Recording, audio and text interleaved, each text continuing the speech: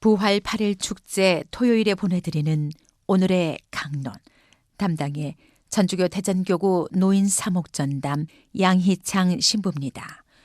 오늘 복음은 마르코 복음 16장 9절에서 15절까지의 말씀입니다. 예수님께서는 주간 첫날 새벽에 부활하신 뒤 마리아 막달레나에게 처음으로 나타나셨다. 그는 예수님께서 7 마귀를 쫓아주신 여자였다. 그 여자는 예수님과 함께 지냈던 이들이 슬퍼하며 울고 있는 곳으로 가서 그들에게 이 소식을 전하였다. 그러나 그들은 예수님께서 살아계시며 그 여자에게 나타나셨다는 말을 듣고도 믿지 않았다. 그 뒤 그들 가운데 2 사람이 걸어서 시골로 가고 있을 때 예수님께서 다른 모습으로 그들에게 나타나셨다. 그래서 그들이 돌아가 다른 제자들에게 알렸지만 제자들은 그들의 말도 믿지 않았다. 마침내 11 제자가 식탁에 앉아 있을 때에 예수님께서 나타나셨다. 그리고 그들의 불신과 완고한 마음을 꾸짖으셨다. 되살아난 당신을 본 이들의 말을 그들이 믿지 않았기 때문이다. 예수님께서는 이어서 그들에게 이르셨다. 너희는 온 세상에 가서 모든 피조물에게 복음을 선포하여라. 평화방송을 사랑하시는 애청자 여러분, 주님 부활을 축하드립니다. 오늘은 부활 8일 축제 토요일입니다. 오늘 복음에서는 예수님의 부활 소식을 들은 제자들의 전혀 다른 태도가 나옵니다. 죄 많다고 손가락질 받고 멸시받으며 쑥덕거림을 견뎌야 했던 마리아 막달레나와 늘 주님 곁에서 자신감 넘치던 다른 제자들의 태도가 확연히 다름을 보여줍니다. 우선 마리아 막달레나는 줄곧 무덤을 지켰습니다.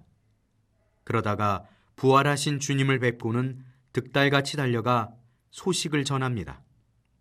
반면에 슬픔에 잠겨있던 다른 제자들은 그 말을 믿지 못합니다.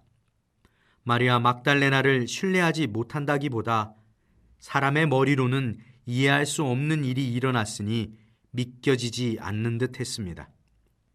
어쩌면 그리움에 사무친 마리아 막달레나가 실성했다고 여겼을지도 모를 일입니다. 그런 까닭에 다른 제자들은 주님의 부활 소식을 들었음에도 받아들이지 않습니다. 마리아 막달레나뿐만 아니라 엠마오로 향하던 2 제자가 되돌아와 똑같은 말을 하는데도 믿지 않습니다. 결국 특별히 선택됐다고 믿었던 11 제자는 예수님께 혼쭐이 납니다. 주님의 부활을 믿지 못한 11 제자의 완고함은 자신들보다 예수님을 잘 아는 사람은 없다는 교만함, 부활하신 예수님이 나타나셔도 자신들에게 먼저 나타나실 거라는 삐뚤어진 확신에서 나온 마음입니다. 우리도 다른 사람보다 낫다는 우월감이 우리를 얼마나 바보스럽게 만드는지 경험했습니다. 예수님께서는 줄곧 주님 앞에서 먹고 마셨고 자기들이 사는 길거리에서 가르치지 않으셨냐고 사정을 한들 소용없을 것이고 하늘나라에 들어가고 싶다면 하늘에 계신 아버지의 뜻을 실천해야 한다고 가르치셨습니다. 그런데 11 제자는 하느님의 뜻을 실천하기보다 불신과 완고한 마음에 주님의 부활조차 받아들이지 못하고 있으니 안타까울 따름입니다. 결국 예수님께서는 그들에게 분명히 말씀하십니다. 너희는 온 세상에 가서 모든 피조물에게 복음을 선포하여라. 전례 시기는 우리가 어떤 것을 하지 않아도 계속됩니다. 어느새 부활 시기를 맞이했으며 또다시 하느님의 신비는 계속될 것입니다. 그러다 보면 별다른 노력 없이도 괜찮다라는 생각에 무감각해지는 자신을 보게 됩니다. 부활 시기를 맞이한 우리는 부활의 기쁨을 살면서 세상에 복음을 선포해야 할 의무가 있습니다. 이것은 우리의 권리이기도 합니다. 주님의 부활을, 주님의 말씀을 우리가 아니면 누가 전할 수 있겠습니까? 부활을 체험한 그리스도인들만이 할 수 있는 일입니다.